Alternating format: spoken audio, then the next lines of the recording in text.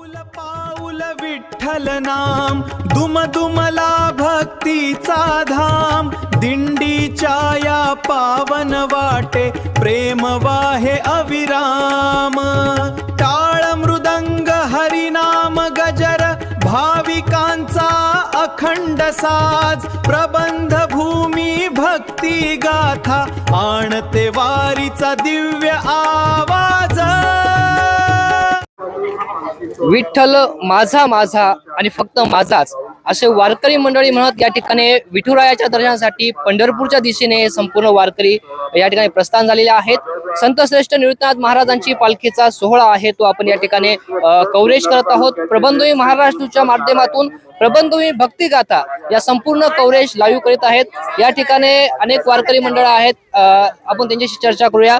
ताई नमस्कार, काय नाव तुमचं? अलका गडकरी। कुठून आले आपण? शिवनाई। वारीला चालले पायी वारीला? हो, पायवारीला। काय सांगाल किती वर्ष आपलंय? पाचवं वर्ष आहे। वारीला जाताना आज पावसाचं देखील सावट होतं, अनेक अडचणी येत असतील, काय सांगाल तुम्ही? हो, मग लय पाऊस, थंडी वाजायची, थोडा वेळ बसायचो पाऊस आला का, पाऊस उघडला का चालायचं।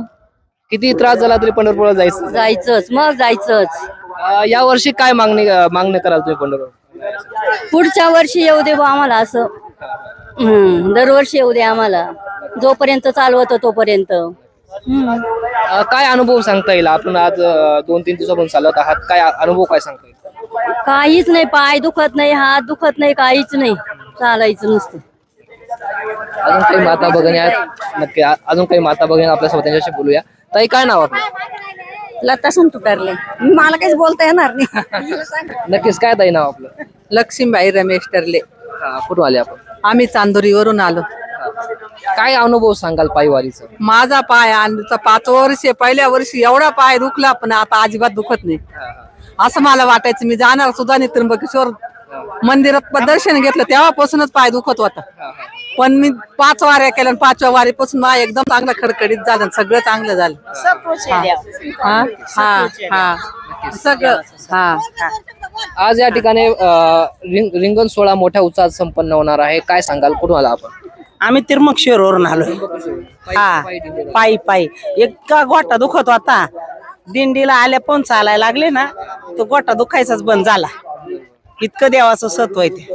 आम्ही सगळं म्हणायचं देवा, काय आपल्या मनातली इच्छा पूर्ण होती या जत्राला आल्या, द्या ताईंकडे द्या।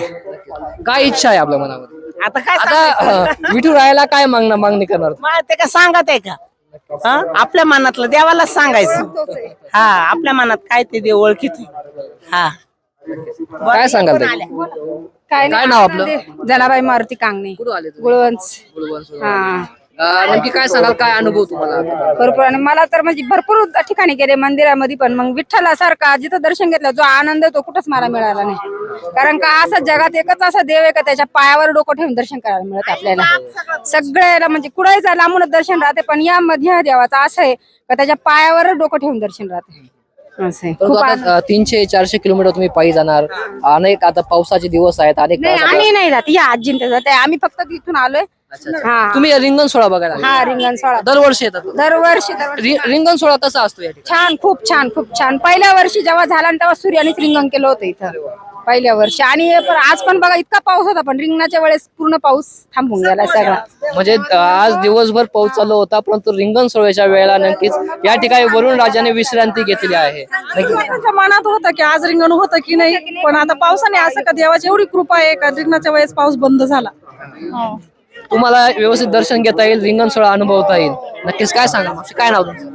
सरला विष्णू ताडगे, गुळवंच। म्हणजे रिंगणाचं शास्त्रच असं आहे का रिंगणाच्या वेळेस किती कसंही वातावरण असलं तरी एकदम निर्मळ होतं आणि अडचण येतच नाही। देवाच्या वारीला मनापासून निघाल्यानंतर दर्शन होतच आहे असं। आणि जगात एकच अशी माऊली का आपण हात स्पर्श करून दर्शन घेऊ शकतो, पूर्ण जगाचा पाठीराखाच आहे। या ठिकाणी हे रिंगण सोहळा या ठिकाणी जे होत असतं, अनेक वर्षांची परंपरा या रिंगण सोहळ्याची आहे। आणि रिंगण सोहळा पार पडत असताना सकाळीपासून या ठिकाणी प्रचंड असा पावसाचं वातावरण होतं, पाऊस होता. पण रिंगण सोहळ्याच्या वेळेला वरुणराजाने त्या ठिकाणी विश्रांती घेत दर्शनासाठी या ठिकाणी भाविकांना एक राहत दिलेली आहे. अजून काही माता भगिनी आहेत, त्यांच्याशी आपण चर्चा करणार आहोत. दादा, काय नाव तुझं? नाव सांग ना.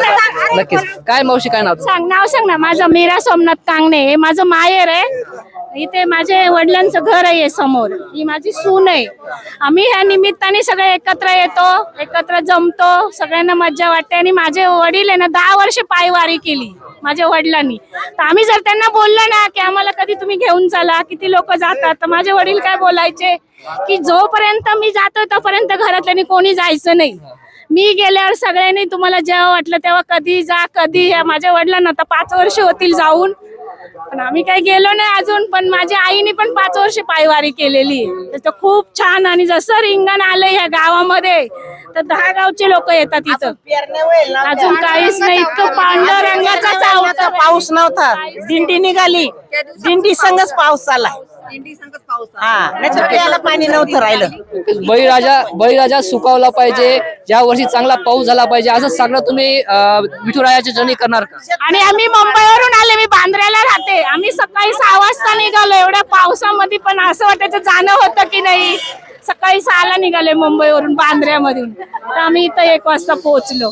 तर पाऊस पण शहरातून त्या माऊली आलेल्या आहेत. या ठिकाणी सकाळी जे काही भाविक या ठिकाणी रिंगण सोहळ्यासाठी येत आहेत ते पायी वारी करून जे काही वारकरी या ठिकाणी येत आहेत त्यांना या ठिकाणी प्रसादाचं या ठिकाणी केळीच्या स्वरूपात त्यांना त्या ठिकाणी वाटप केले जात आहे. त्यांच्याशी आपण चर्चा करणार आहोत. दादा, नमस्कार. नमस्कार. कोणाच्या वतीने वाटप करत आहात, काय उद्देश? एमएससीबीच्या वतीने, महावितरण वतीने. महावितरण या ठिकाणी वाटप. कसा प्रतिसाद मिळतोय वारकऱ्यांची, कशी प्रतिसाद मिळतो आपल्याला? भरपूर आहे, काय अडचण यावेळेस वारकरी भरपूर दिसतात. थोडं पावसाची आहे आवड, पण मग बरे काय अडचण नाही. नक्कीच. एमएससीबी म्हणजे कर्मचाऱ्यांतर्फे वाटप आहे का अधिकाऱ्यांनी या ठिकाणी केलेलं आहे? आम्ही कर्मचारी अधिकारी सगळेच कर्मचारी अधिकारी मिळून या ठिकाणी. नक्कीच या ठिकाणी जे काही वारकरी बांधव या ठिकाणी येत आहेत त्यांना या ठिकाणी केळीच्या स्वरूपात प्रसादाचं वाटप या ठिकाणी होत आहे. अजून काही आपल्या बरोबर वारकरी आहेत, त्यांच्याशी आपण चर्चा करणार आहोत. दादा, काय नाव? संतोष नारायण सोनवणे. आज या ठिकाणी रिंगण सोहळा संपन्न होणार आहे, काय सांगाल? रिंगण सोहळा बघण्यासाठी आम्ही खूप लासलगाववरून आलेलो आहे. हे खास म्हणजे ऐकलेलं होतं रिंगण सोहळा एकदम मोठ्या प्रमाणात होतो, त्याप्रमाणे आम्ही मित्र कंपनी वगैरे असे भरपूर लोक इथं बघण्यासाठी आलेलो आहे. नक्कीच. याआधी बघितला आहे का पहिल्यांदाच? नाही, पहिल्यांदाच आलेलो आहे. उत्सुकता असेल? उत्सुकता हो, खूप आनंद वाटतो की एवढी मोठी गर्दी बघून वारकऱ्यांचा खूप आनंद झालाय. ते आता बघण्यासाठी आम्ही आलो. दादा, काय सांगा? आम्ही पण बघण्यासाठी आलेलो आहे लासलगाव. या ठिकाणी लांबून मंडळी या रिंगण सोहळ्याला बघण्यासाठी, या रिंगण सोहळ्याचं दर्शन घेण्यासाठी येत असते. आणि या ठिकाणी आपण बघितलं की संतश्रेष्ठ निवृत्तीनाथ महाराज यांच्या पालखी सोहळ्याच्या दरम्यान आपण आहोत. आषाढी एकादशी पर्यंत ही जी काही रथयात्रा आहे, ही काही वारी आहे, आषाढी एकादशी पर्यंत पंढरपुरात पोहोचेल आणि संपूर्ण वारकरी मंडळी त्या ठिकाणी विठुरायाचं दर्शन घेतील. आणि खरंच गेल्या अनेक दिवसांपासून पावसाचं सावट या आपल्या महाराष्ट्रावरती होतं आणि या वारी सुरू झाल्या आणि वारीच या ठिकाणी पाऊस घेऊन आली, असं या ठिकाणी भावना या वारकरी बांधवांनी देखील व्यक्त केलेल्या आहेत. प्रबंधभूमी महाराष्ट्रसाठी मी विशाल गोसावी. आणि आषाढी एकादशीच्या संपूर्ण अपडेट्स बघण्यासाठी आमच्या प्रबंधभूमी महाराष्ट्र न्यूज, प्रबंधभूमी भक्ती गाथा या चॅनल लाईक करा, सबस्क्राईब करा. प्रबंधभूमी महाराष्ट्रसाठी सुनील बेलदार सोबत